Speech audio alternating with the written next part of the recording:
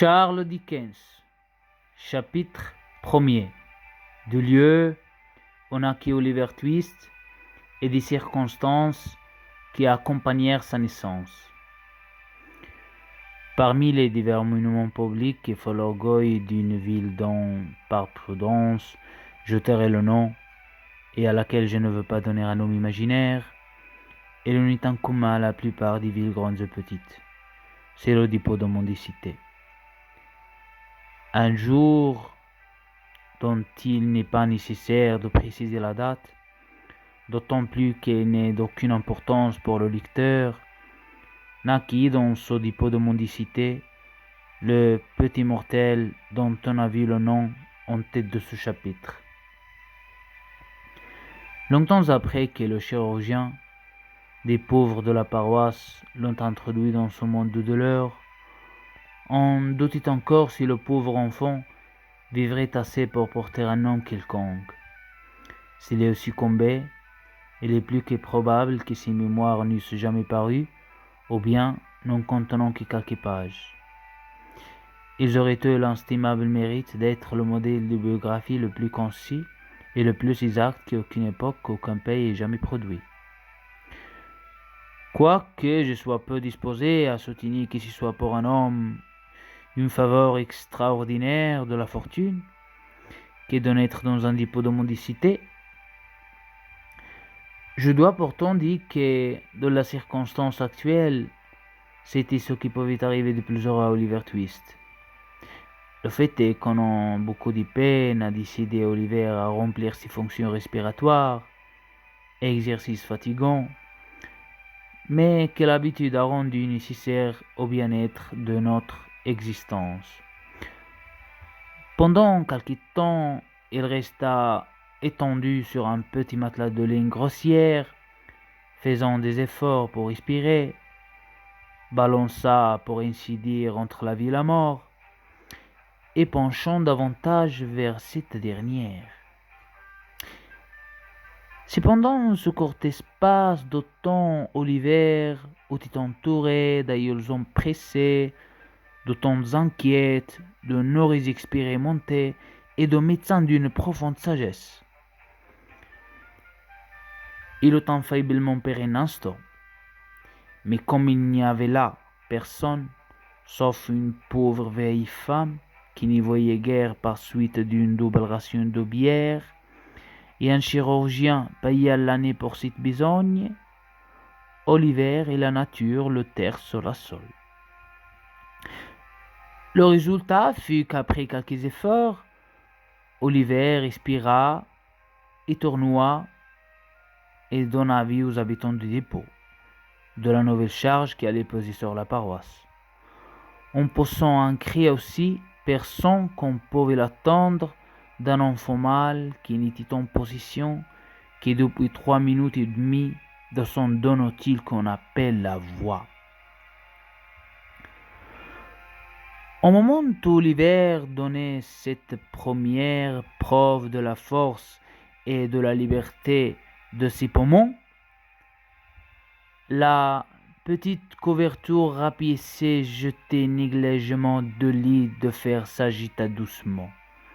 La figure pâle d'une jeune femme se souleva pénible sur l'oreiller et une voix faible articula avec difficulté ces mots. « Qui je vois, mon enfant, avant de mourir ?»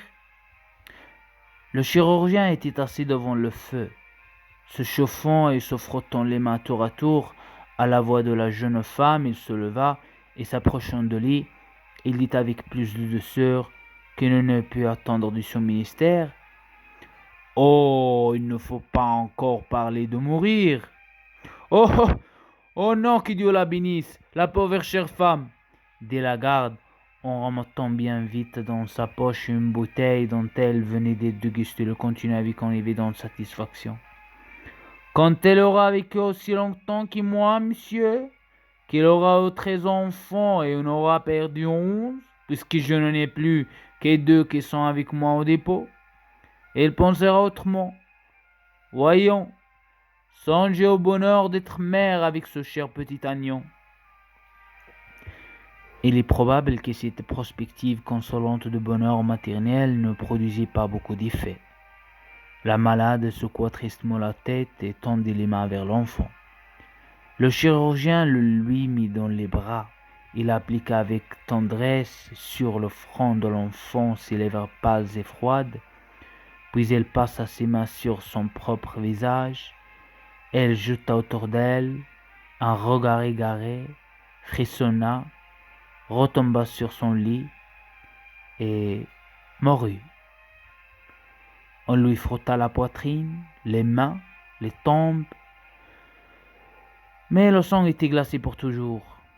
On lui parlait d'espoir et de secours, mais il en avait été si longtemps privé qu'il n'en était plus question. C'est fini, Madame Thingamy, dit enfin le chirurgien. Ah, ah, ah, pauvre femme, c'est bien vrai, dit la garde en ramassant le bouchon de la bouteille verte qui était tombée sur le lit, tandis qu'elle s'abaissait pour prendre l'enfant. Pauvre femme! Il est inutile de m'envoyer chercher cet enfant crie, dit le chirurgien d'un air délibéré. Il est probable qu'il ne sera pas bien tranquille. Dans ce cas, donne-lui un peu de gruau. Il mit son chapeau et on gagne la porte et s'arrêta près de lui et ajouta: C'était une jolie fille, ma foi. D'où venait-elle? On l'a amenée ici ce soir, répondit la vieille femme. Par ordre de l'inspecteur, on l'a trouvée gisant de la rue. Il avait fait un assez long trajet, car ses chaussures étaient lambeaux. Mais d'où venait-elle? Où allait-elle? Nous ne le savons. Le chirurgien se pencha sur le corps et se levant la main gauche de la défunte. Toujours la vieille histoire, dit-il en hochant la tête. Elle n'a pas d'alliance. Allons, bonsoir. Le docteur s'en alla dîner, et la garde, ayant encore une fois porté la bouteille à ses lèvres, s'assit sur une chaise basse devant le feu et se mit à habiller l'enfant. Quel exemple frappant de l'influence de vêtements t'offrait alors le petit Oliver Twist, enveloppé dans la couverture qui jusqu'alors était sans seul vêtement. Il pouvait être fils d'un grand seigneur ou d'un mendiant. Il était difficile pour l'étranger, le plus présomptueux, de lui assigner un rang de la société.